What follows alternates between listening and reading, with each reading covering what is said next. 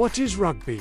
What's a sport where you tackle without pads, only pass backwards, lift people into the air like construction cranes, and still call the referee, sir? That's rugby. For some, it looks like chaos. For fans, it's pure beauty. Rugby is a full-contact team sport that began in England back in the 1800s. The story goes that in 1823, a schoolboy named William Webb Ellis was playing soccer, picked up the ball, and ran with it. That rule-breaking moment is credited with inventing rugby. Whether the tale is myth or truth, rugby spread from English schools to the world. Today, it's played everywhere, from tiny villages in Fiji to packed stadiums in France. The Rugby World Cup has even become one of the biggest sporting events on the planet, behind only the Olympics and the Soccer World Cup. So, how do you play? The goal is simple: score more points than the other team. You do this mainly by scoring a try, which is a bit like a touchdown, but tougher. You must place the ball down with control in the opponent's try zone. That's worth 5 points. After that, you can kick for 2 extra points. Teams can also score 3 points from a penalty kick if the opposition breaks a rule.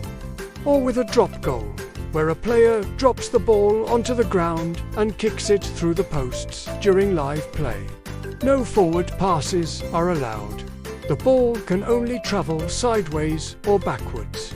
So how do teams move forward? They run, they kick, and they fight for every inch with strategy and teamwork. The rugby field, called the pitch, is about 100 meters long and up to 70 meters wide. At each end are tall, H-shaped goalposts, yes, just like in American football, but much older. In Rugby Union, the most common version, there are 15 players per team. They're divided into 2 groups. Forwards, the big powerhouses, usually 8 players. Their job, win possession in scrums, lineouts, and rucks. Think heavy lifters and bulldozers. Backs, 7 players who are usually faster and more agile. They handle the running, passing, and fancy footwork that lead to tries. Other versions exist too. Rugby League with 13 players, popular in Australia and Northern England. Rugby Sevens with 7 per side, high scoring, and now an Olympic sport. One of rugby's biggest differences from American football is its continuous play. The clock doesn't stop after every tackle. Instead, when a player is tackled, they must release the ball and both teams contest possession immediately.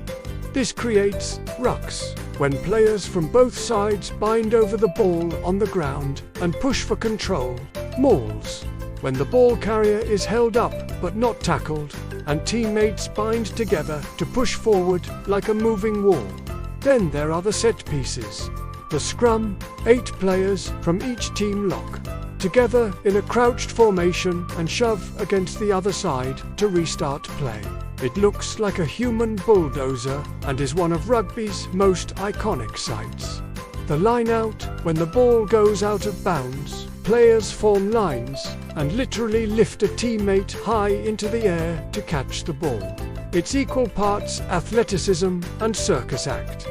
Games are played in 2 halves of 40 minutes each, with very little downtime.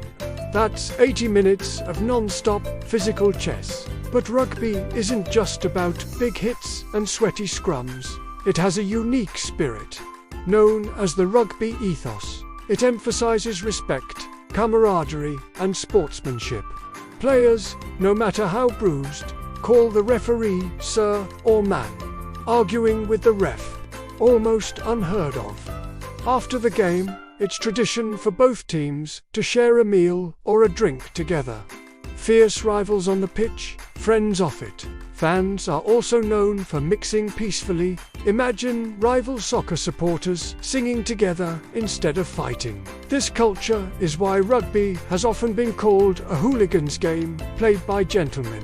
Rugby's influence is worldwide. Some examples: New Zealand, home of the legendary All Blacks. Before every game, they perform the haka, a traditional Maori war dance. It's both a challenge and a celebration of culture, and it gives chills to anyone watching. South Africa, rugby was once a symbol of division during apartheid. But the 1995 Rugby World Cup, when Nelson Mandela wore the Springbok jersey, helped unite the nation. Pacific Islands, Fiji, Samoa, and Tonga produce world-class players. Despite small populations, Fiji even won the first Olympic gold medal in rugby sevens. Europe, England, Wales, Scotland, Ireland, and France all have huge rugby traditions, with packed stadiums for the Six Nations Championship every year. The US and beyond. While rugby isn't as big in America yet, it's growing rapidly, especially with rugby sevens on the Olympic stage. If you're trying to compare rugby to other sports, like American football, it has tackles, goalposts, and end zones. Like soccer, it's free-flowing, with constant movement and strategic kicking. Like wrestling, it demands physical strength and grappling skill. And like chess, every move sets up the next, with strategy shaping the flow of the game. So why do people get hooked? Intensity, the collisions are real. No helmets, no pads, just bravery. Skill, perfect spiral passes, pinpoint kicks, dazzling sidesteps. Unpredictability, because play rarely stops, momentum can flip in seconds. Community, rugby clubs are famous for being tight-knit, welcoming anyone from beginners to pros. So, what is rugby? It's more than a sport. It's tradition and toughness, strategy and spirit.